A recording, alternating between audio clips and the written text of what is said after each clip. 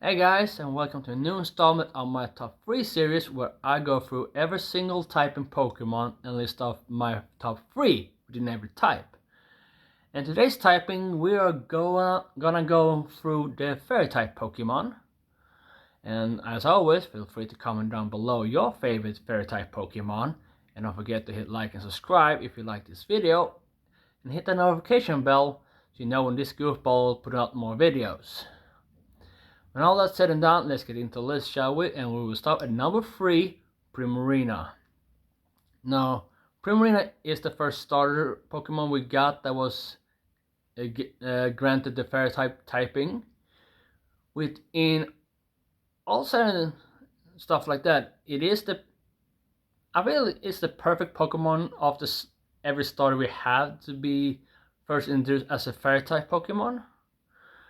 Because I kind of like that entire popular line going for a cute seal to a seal with a dress, which was kind of goofy, but most middle starters are goofy in some regard, I would say.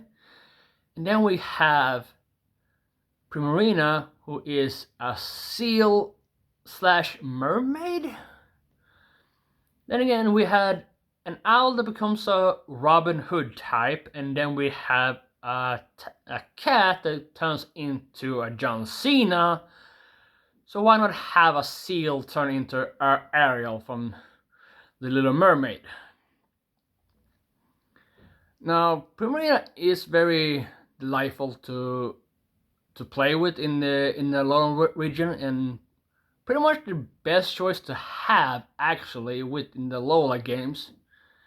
And truly very cute, very stylish, and nearly designed actually, even though a seal and mermaid may sound weird, but they nailed it with the Primarina and her signature move, the Sparkler area, or is that the C move? I think that is her. Anyway, that signature move was pretty good, and actually it could also be a good way to introduce a sound type into Pokemon, which I think many Pokemon fans was expecting when Noivern was introduced. But we don't have that yet, but if it ever comes a sound type, I think Noivern and Primarina is very good for that typing. But I don't want the Primarina to lose her fairy typing at all. Now there is something I did wish was a bit different with Primarina and her entire line, and that is that the gender percentage of male and female would be either 50-50 or slightly more into the female percentage, thanks to how Primarina was designed, because I feel one of the few starters out there that actually has more of a feminine present. So it would make more sense if Primarina and a few others had more of a percentage chance to be a female other than a male. Then again, I could have already seen that happening already in Gen 2, which I will talk about more in another video. This is a top 3 list video, so we keep it at that. But I wish Primarina has a better odds to become a female than becoming a boy in this generation, thanks to design. But hey, you can always nickname a male Papilio to Max or Kim that has could be used for both genders or sexes, is it called. So that's our number 3. And at number 2 we have Gardevoir. Now Gardevoir, I think many Pokemon fans that out there has a fondness for Gardevoir for many different reasons, probably. For me, is that I kind of like the elegance of Gardevoir and actually having a very, like I said, elegant, fine design of a female psychic type Pokemon. The same was granted this fairy type Pokemon in Gen 6. And I love that Pokédex entry mostly for Gardevoir, how it's always doing all it can to protect its trainer and protect exactly his life and can predict the future. But the one Pokédex entry I kind of like the most is the one where we got the Legends Arceus. Oh, I'm sorry, I mean Legend Arceus. Shout out to MNGTV. And that is like, in that Pokédex entry we talk about, it would still talk about how it will do everything it can to protect its master, but also like how its white dress reminiscence of a lady of nobility, and the one pure white dress for the one who risked his life, which make God of War not only stand out even more and already did, but it also gave us an entry that make us really see God of War in like more of a beautiful light. I think. At least me with that Pokédex entry just felt like, wow, God of War is already a beautiful Pokemon. Very nice design, elegant and all that, and powerful. Now we get, oh, it is reminiscent of nobility with its pure white dress. And it has a dress for one that wants to risk his life to protect the ones he cares for, which is a noble thing to do. And yes, I know that in many places around the world, God of War is considered also the first waifu of the Pokemon itself, not the humans in the world, but in the Pokemon. I don't really agree with that. I think there's another Pokemon that could make that argument, at least for me. Then again, I don't really go with that direction. I know there's a lot of people who do it, but if I'm gonna have to choose like a first waifu of the Pokemon itself and not the humans in the world, God of War is definitely the second, but not the first. But mostly I just like the representation of a powerful female psychic type in the Pokemon world.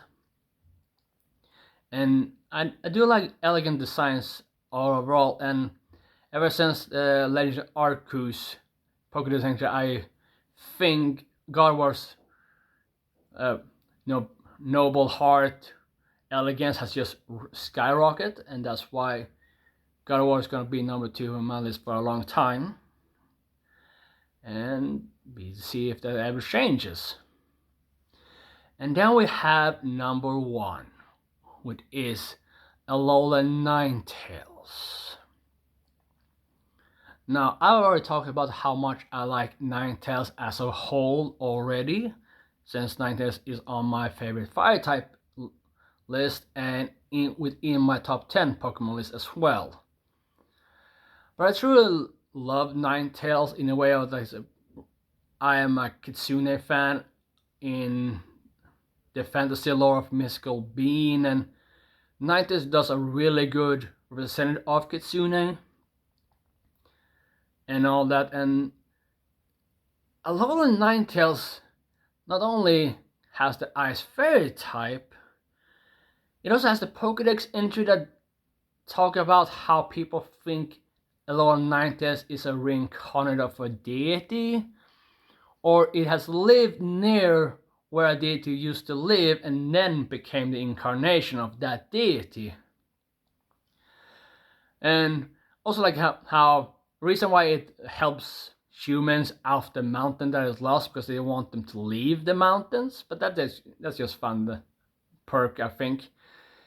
But also like how when Alola Ninetales was introduced, I was kind of blown away because we already have a very perfect Kitsune in regular Cantonian Ninetales, but somehow they made this perfect, good-looking Pokemon slightly more magical.